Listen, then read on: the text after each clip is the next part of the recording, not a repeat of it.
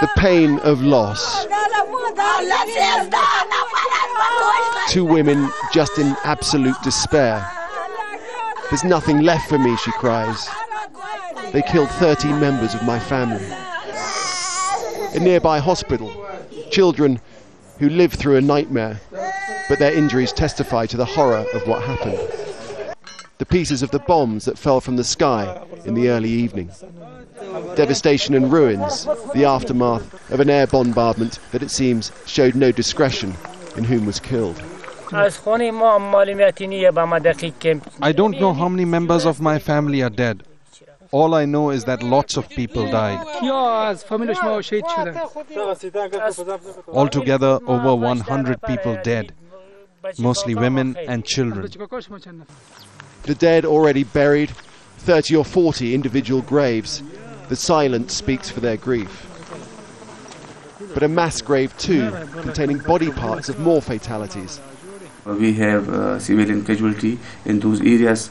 The reports that I got so far is about 100 civilian people they are killed there because of the bombarding.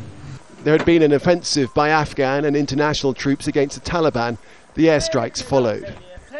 There are reports that Taliban fighters had used the civilians as human shields, herding them into houses that were then struck by US-led coalition warplanes. We do everything we can to avoid civilian casualties. When the insurgents embed themselves among the population, this makes it very difficult.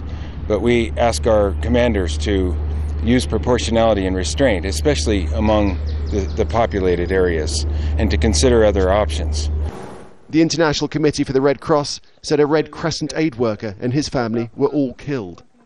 But sadly, one of the workers, with his whole family, 5 girls, 3 boys, 2 nephews, his wife and himself, were killed in a strike. They were apparently in a house with others, it seems, taking shelter, trying to keep away from the fighting, and they were killed in a strike. US-led forces in Afghanistan acknowledged that they were involved in fighting and in airstrikes in the area, and that they began 2 nights ago. They say they are jointly investigating reports of civilian casualties alongside the Afghan government. If the reports of over 100 dead are true, it will be the most deadly incident involving civilian casualties since international troops entered Afghanistan in 2001. Nick Clark, Al Jazeera, Kabul, Afghanistan.